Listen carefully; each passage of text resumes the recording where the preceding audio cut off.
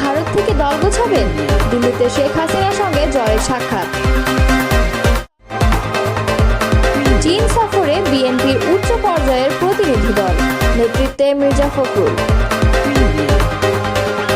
লন্ডনে ডক্টর ইউনূস ও তারেক রহমানের গোপন বৈঠক আগামীকাল।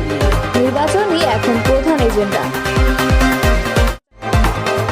বিচারের দায়িত্ব নির্বাচিত সরকারের হাতে না দিয়ে প্রধান উপদেষ্টা কি বার্তা দিতে চাচ্ছেন? এতক্ষণ শুনছিলেন সংবাদ শিরোনাম, এবারে বিস্তারিত। জুলাই গণ অভ্যুত্থানে ক্ষমতাচ্যুত ও ভারতে আশ্রিত সাবেক প্রধানমন্ত্রী শেখ হাসিনার সঙ্গে দেখা করতে এখন দিল্লিতে রয়েছেন তার ছেলে সজীব ওয়াজেদ জয়। কোরবানি ঈদের আগের দিন গত 6 জুন জয় ভারতে আসেন এবং মায়ের সঙ্গে ঈদ করেন। জুলাই গণ অভ্যুত্থানে আওয়ামী লীগের দীর্ঘ শাসনের পতনের পর এই প্রথম ছেলের সঙ্গে দেখা হলো শেখ হাসিনার। ভারতের নিরাপত্তা এজেন্সিগুলোর একাধিক সূত্র এবং ভারতে বসবাসরত বাংলাদেশ আওয়ামী লীগের একাধিক শীর্ষ নেতা বিবিসি বাংলাকে এসব তথ্য নিশ্চিত করেন। তবে দিল্লিতে অবস্থানরত বোন সাইমা ওয়াজেদ পুতুলের সঙ্গে জয়ের দেখা হয়েছে কিনা সেটি নিশ্চিত করেনি সূত্র।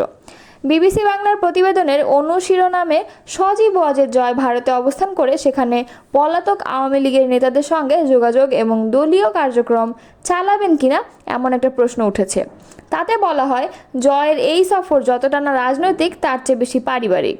মায়ের সঙ্গে ঈদ উদযাপনের জন্যই ভারতে গেছেন জয়। বাংলাদেশে কার্যক্রম নিষিদ্ধ আওয়ামী লীগের নেতাদের উদ্ধৃত করে প্রতিবেদনে বলা হয়, সজীব ওয়াজেদ জয় সম্প্রতি যুক্তরাষ্ট্রের পাসপোর্ট হাতে পাওয়ার কয়েকদিন আগে যুক্তরাষ্ট্রের গ্রিন কার্ড পান। গ্রিন কার্ড পাওয়ার পর থেকে তার ভারত ভ্রমণ নিয়ে আলোচনা চলছিল। ভারতীয় নিরাপত্তা এজেন্সিগুলো সূত্র জানানো যাচ্ছে যে প্রাথমিকভাবে মাস কয়েক পর জয়ের ভারতে যাওয়ার কথা ছিল। দেশটির পররাষ্ট্র মন্ত্রণালয়ও তার ভারতে যাওয়ার ব্যাপারে সবুজ সংকেত দিয়েছিল। তবে সেই সফরে এগিয়ে এনে 6 জুন দিল্লিতে যান সজীব ওয়াজেদ জয়। নিরাপত্তা এজেন্সির সূত্রগুলো বলছে, বিমানবন্দর থেকে যথাযথ নিরাপত্তা দিয়েই তাকে পৌঁছে দেওয়া হয় শেখ হাসিনার গোপন ঠিকানায়। সেখানে শেখ রেহানাও রয়েছেন। ভিআইপিদের যেভাবে পাইলট কার সহ সামরিক পোশাক পরিহিত নিরাপত্তা রক্ষীদের ঘেরা টোপে নিয়ে যাওয়া হয়, ঠিক সেভাবে সজীব ওয়াজেদ জয়কে বিমানবন্দর থেকে নেওয়া হয়নি। তবে কড়া নিরাপত্তা ছিল, আর পুরোটাই করা হয়েছে অত্যন্ত গোপনে। আওয়ামী লীগের সূত্রগুলো জানাচ্ছে, শেখ হাসিনার কাছে এসে জয় রাজনৈতিক আলোচনা করেছেন ঠিকই, তবে ভারতে থেকে গিয়ে দলের কাজকর্মে সশরীরে যোগ দেওয়ার অভিপ্রায় নেই সজীব ওয়াজেদ জয়ের। একটা সময় অবশ্য শোনা গিয়েছিল যে ভারতে সফরে এসে মিস্টার ওয়াজেদ কলকাতাতেও আসতে পারেন। কলকাতা এবং তার আশেপাশের অঞ্চলেও যেহেতু আওয়ামী লীগের শীর্ষ নেতা, প্রাক্তন মন্ত্রী এবং এমপিরা থাকছেন এবং এই অঞ্চলে রয়েছে বাংলাদেশ থেকে পালিয়ে আসা আওয়ামী ঘনিষ্ঠ অনেক ব্যবসায়ী, প্রাক্তন পুলিশ কর্মকর্তা, আইনজীবী প্রমুখরা, তাই কলকাতায় এসে তাদের সঙ্গে বৈঠক করতে পারেন মিস্টার ওয়াজেদ, এরকমটা জানা যাচ্ছিল। এখন ভারতের নিরাপত্তা এজেন্সির সূত্রগুলো বলছে যে অন্তত এবার তার কলকাতায় আসার কোনো পরিকল্পনা নেই। আবার আওয়ামী লীগের সূত্র থেকে জানানো যাচ্ছে দীর্ঘ সময় ভারতে থাকার পরিকল্পনা নেই তার। আগামী কয়েকদিনের মধ্যে তিনি হয়তো ফিরে যাবেন। জয় ভারতে আসার পর তার সঙ্গেও শীর্ষ নেতৃত্বের এখনও দেখা হয়নি বললে জানানো যাচ্ছে। গত বছর 5ই আগস্ট ঢাকা থেকে বাংলাদেশ বিমান বাহিনীর বিমানে চেপে ভারতে পালিয়ে আসার পর থেকে দিল্লিতেই শেখ হাসিনার থাকার ব্যবস্থা করেছিল ভারত সরকার। প্রথম 2-4 দিন শেখ হাসিনা ও তার বোন শেখ রেহানাকে রাখা হয়েছিল দিল্লির উপকণ্ঠে গাজিয়াবাদ হিন্দন বিমান ঘাঁটি টার্মিনাল বিল্ডিংয়ে, যেটি নিয়ন্ত্রণ ও পরিচালনার ভার দেশের বিমান বাহিনীর উপর। ভারতের স্বরাষ্ট্র মন্ত্রণালয়ের এক শীর্ষ কর্মকর্তার তথ্য মতে, movements and visits as little as possible, অর্থাৎ শেখ হাসিনাকে এক জায়গা থেকে আরেক জায়গায় নিয়ে যাওয়া কিংবা তার সঙ্গে অন্যদের দেখা করানোর ব্যবস্থা, এটাও যতটা সম্ভব এড়ানোর চেষ্টা করা হচ্ছে। তবে শেখ হাসিনা মুভমেন্টস বা ভিজিটস যে পুরোপুরি বন্ধ তা নয়।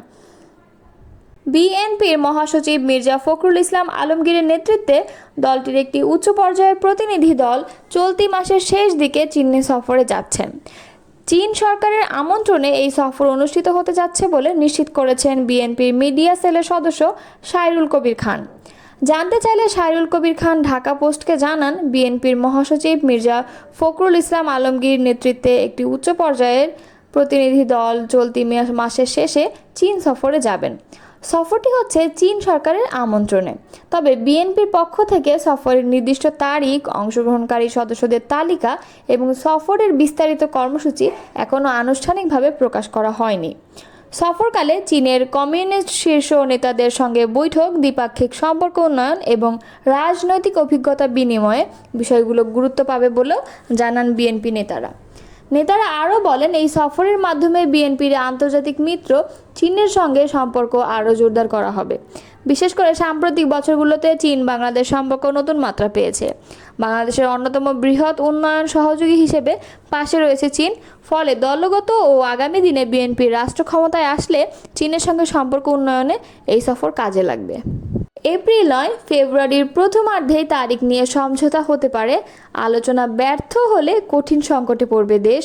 জনস্বার্থেই এই ঐতিহাসিক বৈঠকের আলোচনা গোপন রাখার জরুরি অভিমত বিশ্লেষকদের। প্রধান উপদেষ্টা ডক্টর মোহাম্মদ ইউনূসের সঙ্গে বিএনপির ভারপ্রাপ্ত চেয়ারম্যান তারেক রহমানের ঐতিহাসিক বৈঠক হতে যাচ্ছে আগামীকাল শুক্রবার। লন্ডনে প্রধান উপদেষ্টার সঙ্গে ডরচেস্টার হোটেলে বৈঠকটি হবে রুদ্ধদ্বার। স্থানীয় সময়ে সকাল 9টা থেকে 11টা পর্যন্ত 2 ঘন্টার 1-to-1 বৈঠক। এই কারণে বৈঠকের এজেন্ডা নিয়ে জনমনে আরও বেশি চাঞ্চল্য ও উৎসাহ তৈরি হয়েছে। তবে দুই পক্ষের একাধিক নির্ভরযোগ্য সূত্র যুগান্তরকে জানিয়েছে, প্রয়োজনীয় সব বিষয় নিয়ে আলোচনা হবে এবং ইতোমধ্যে দুই তরফ থেকে এই বিষয়ে প্রস্তুতিও সম্পন্ন হয়েছে। তবে বিএনপির পক্ষ থেকে আলোচনার প্রধান বিষয় হবে জাতীয় নির্বাচন সময় এগিয়ে আনা। এজন্য সরকার এপ্রিল থেকে সরে এলে বিএনপিও ডিসেম্বর থেকে সরে আসবে। সেক্ষেত্রে ফেব্রুয়ারির প্রথমার্ধে নির্বাচনের সময় নির্ধারণ করায় আলোচনা সমঝোতার প্রধান বিষয় হয়ে দেখা দিতে পারে। যারা আমাকে এই দায়িত্ব নেওয়ার আহ্বান জানিয়েছিলেন তারা মূলত 3টি দায়িত্ব আমাদেরকে অর্পণ করেন। এটা আমি ডিসাইড করিনি, আমাদেরকে এই কাজ দেওয়া হয়েছে। আমরা সেই লক্ষ্যে এগিয়ে যাচ্ছি। বুধবার লন্ডনের চ্যাথাম হাউসে আয়োজিত সংলাপে কেন পরবর্তী নির্বাচিত সরকারের হাতে বিচারের দায়িত্ব ছেড়ে দিচ্ছেন না সাংবাদিকের করা এমন এক প্রশ্নের জবাবে এসব কথা বলেন প্রধান উপদেষ্টা ডক্টর মোহাম্মদ ইউনূস। আগামী জাতীয় নির্বাচনে বিষয়ক এক প্রশ্নের জবাবে প্রধান উপদেষ্টা বলেন, সব দলের অংশগ্রহণে একটি অবাধ, সুষ্ঠু ও নিরপেক্ষ নির্বাচন অনুষ্ঠিত হবে। নির্বাচনের মাধ্যমে যে সরকার গঠিত হবে সেটিতে কোনো দায়িত্বে থাকার ইচ্ছে নেই। বর্তমান সারা বিশ্বে চলমান অর্থনৈতিক মন্দার মধ্যে কিভাবে দেশের অর্থনীতি সামাল দিচ্ছেন এমন প্রশ্নের জবাবে প্রধান উপদেষ্টা বলেন, এটি মূলত আমাদের জন্য অনেক কঠিন একটি কাজ। সারা বিশ্ব এই সমস্যার মধ্যে দিয়ে যাচ্ছে, আমরাও যাচ্ছি। আমাদের ইকোনমির বর্তমান অবস্থা নেগেটিভ। প্রতিনিয়ত বিগত সরকারের গ্রহণ করা ঋণ এবং মেগা প্রজেক্টের জন্য অনেক বিল পরিশোধ করতে হচ্ছে। এটা একটা বড় সমস্যা। ডক্টর ইউনূস আরও বলেন, আমাদের প্রকাশিত শ্বেতপত্রে বিগত সরকারের দুর্নীতির পরিমাণ উল্লেখ করা হয়েছে, যেখানে বলা হয় বিগত 17 বছরে $234 বিলিয়ন পাচার করা হয়েছে। এভাবেই মূলত আমাদের রিসোর্সগুলো পাচার হয়ে গিয়েছে। উল্লেখ্য, গতকাল মঙ্গলবার 4 দিনের সরকারি সফরে যুক্তরাজ্যের লন্ডনে যান অন্তর্বর্তী সরকারের প্রধান উপদেষ্টা অধ্যাপক মোহাম্মদ ইউনূস। এ সময় তার সফরসঙ্গী হিসেবে ছিলেন বাংলাদেশ ব্যাংকের governor doctor Ahsan H Mansur এবং দুর্নীতি দমন কমিশনের চেয়ারম্যান ডক্টর আব্দুল মোমেন।